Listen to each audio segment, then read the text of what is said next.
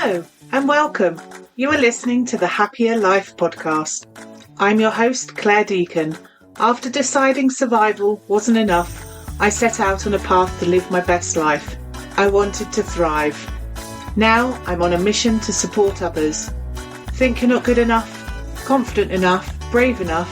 I'm here to tell you you are, and you can achieve anything. This is your time, so let's do this.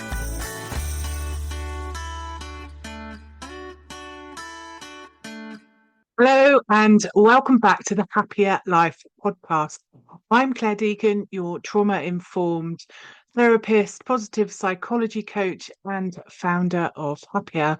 And today's episode lands on a day that carries so much emotion for many. It's Christmas Eve.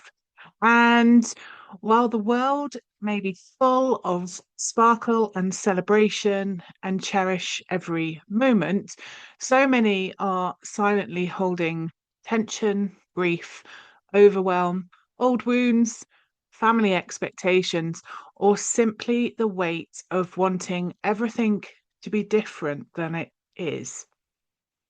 So if today feels tender or complicated or emotionally full or strangely numb, this episode is your permission slip. It's a hand on your shoulder, a grounding breath, a reminder that you don't have to lose yourself just because it's the holidays. We're going to talk gently about navigating complicated family dynamics, loneliness, grief, pressure, emotional burnout, and how to stay connected with yourself even when the world feels loud and demanding. And if your nervous system is already buzzing, if you feel like you're bracing for tomorrow, or if there's a quiet ache that you haven't named yet, you're not alone. I'm right here with you. So let's take a slow breath first. In through your nose, exhale through your mouth. Just soften your shoulders and clench your jaw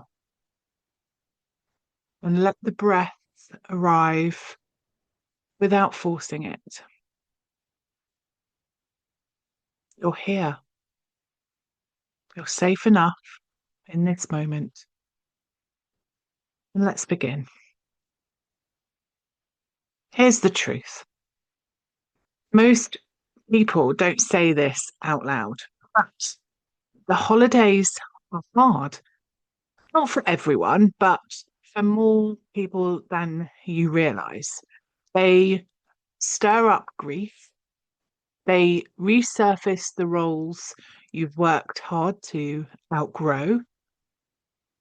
They bring up unmet needs, old family patterns, unresolved tensions, and personal disappointments.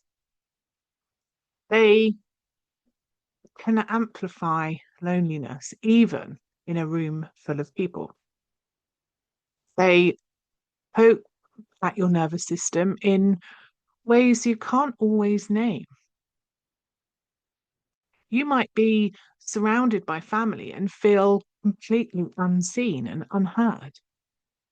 You might be physically alone and feel forgotten.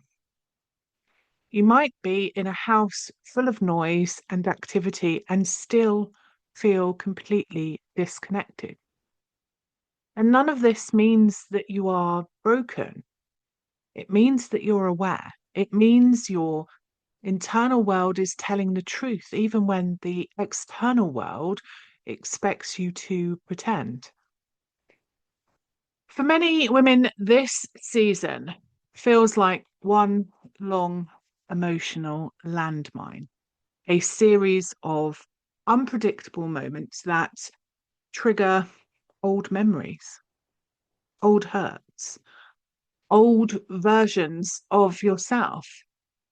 This is exactly what I talk about when working with emotional overload, hyperattunement, shutdown, fawning, people pleasing, freezing all the ways your nervous system tries to manage intensity when it hasn't been taught safety.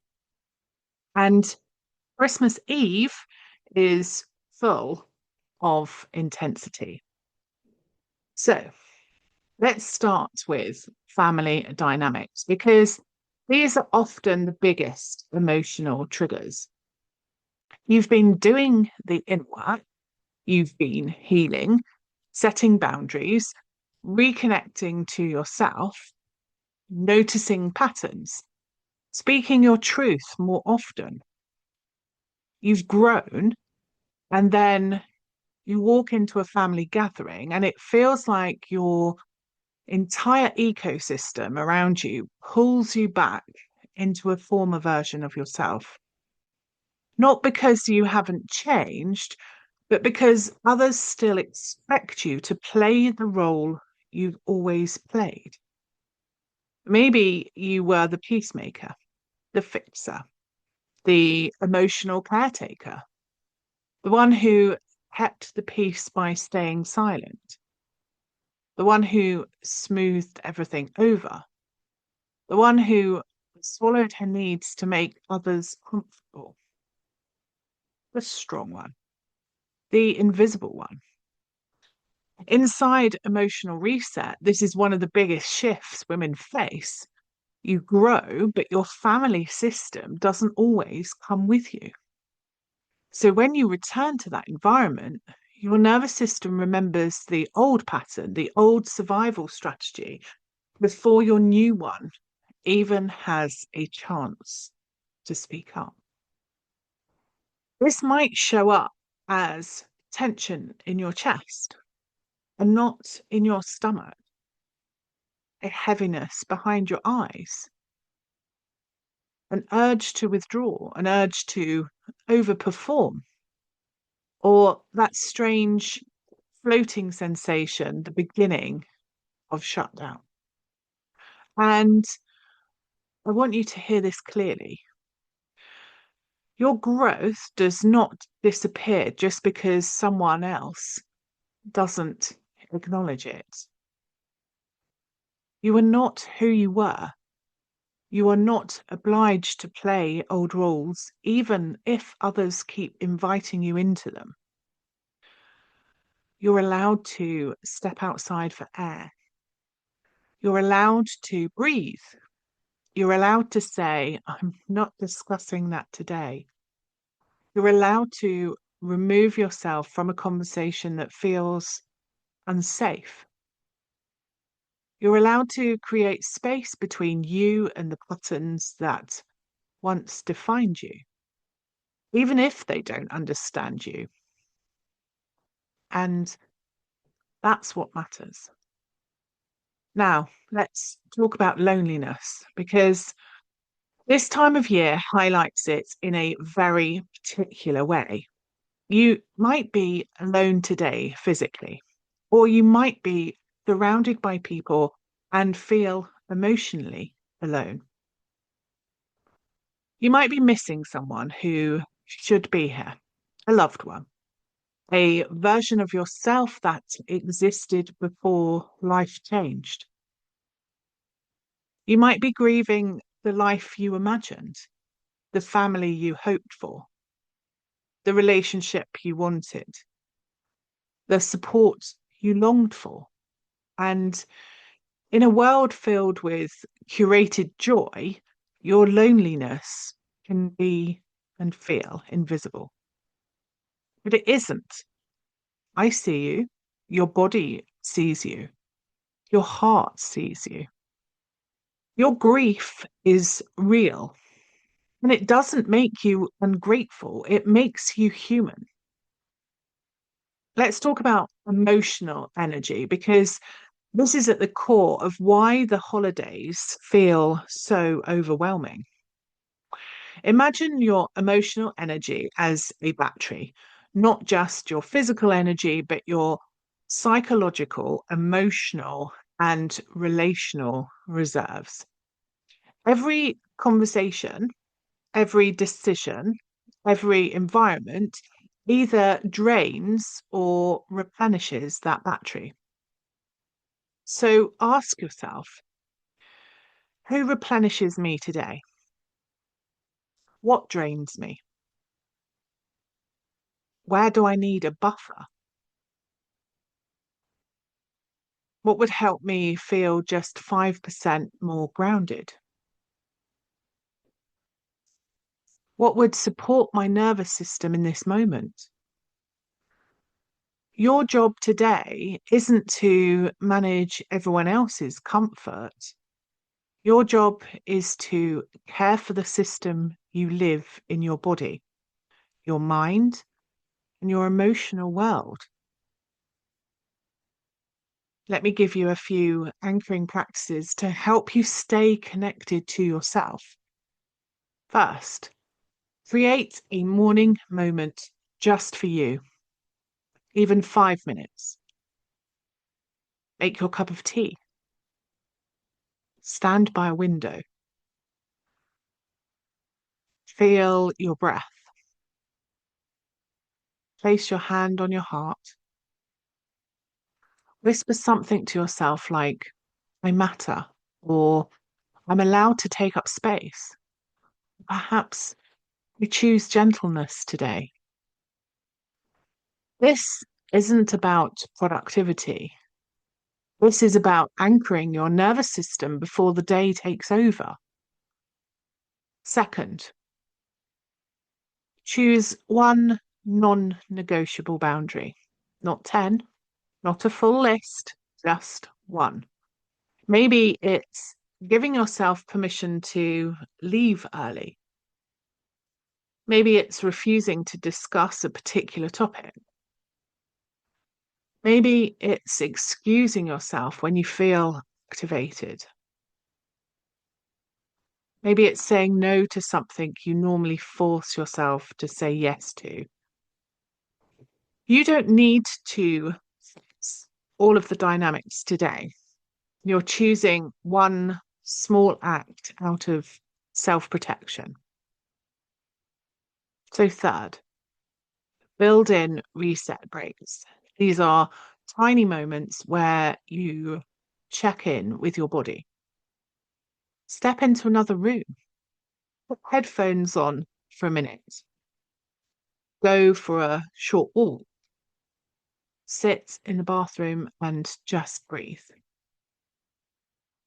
Lay on a bed for 2 minutes with your eyes closed. Drink a cold glass of water.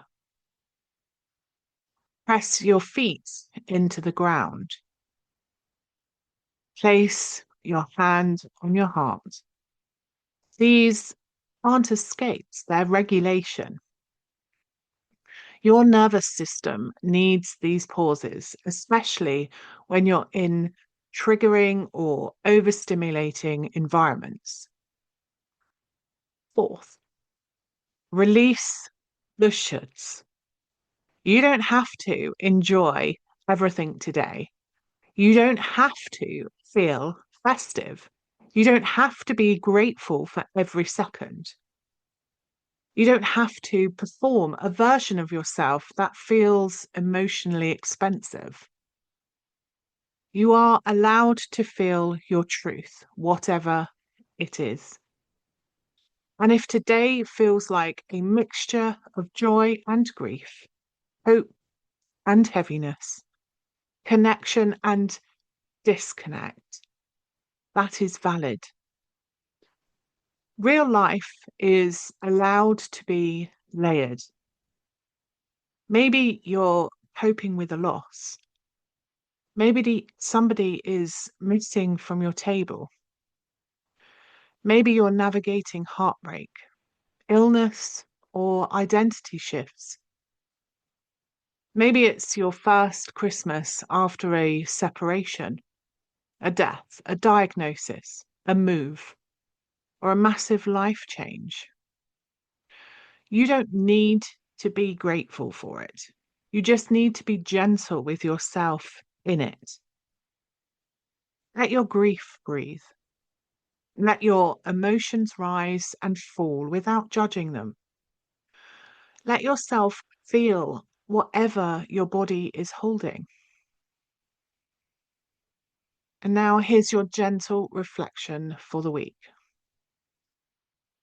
What do I need to feel connected to myself even in this environment? Not what others need, not what you think you should need, not what the holiday demands from you, what you need to stay anchored. Maybe it's solitude. Maybe it's softness. Maybe it's honesty. Maybe it's quiet. Maybe it's stepping outside. Maybe it's letting yourself cry. Maybe it's noticing the smallest thing that feels like peace.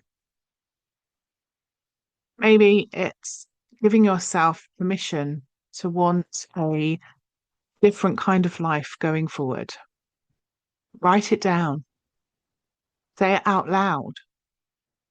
Honor it. You don't have to disappear to be loved.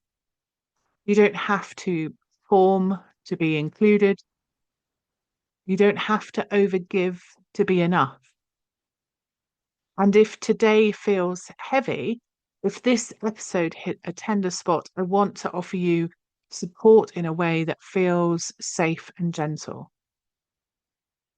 If you're longing for clarity, connection, emotional grounding, if you're tired of feeling overwhelmed by your own feelings, book a complimentary chat with me.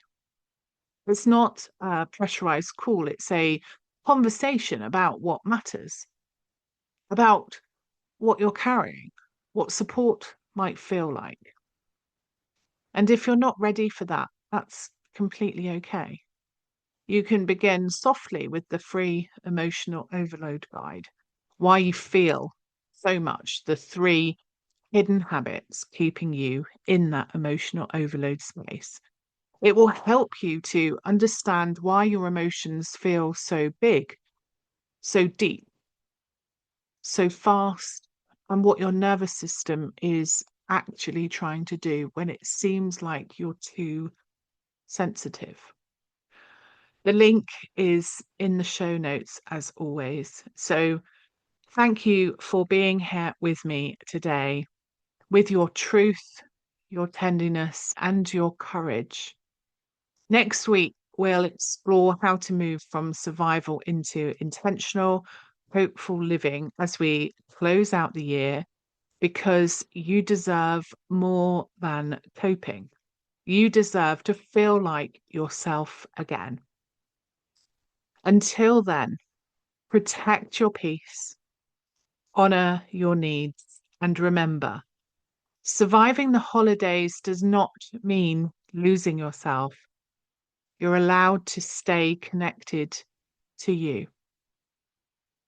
Until next time. If you've enjoyed this episode, ensure you hit subscribe, head on over to my website, happiercoach.com, sign up for the weekly newsletter, and let me support you in living a happier life. I'm your host, Clare Deacon. Thank you for listening. Have a fabulous day.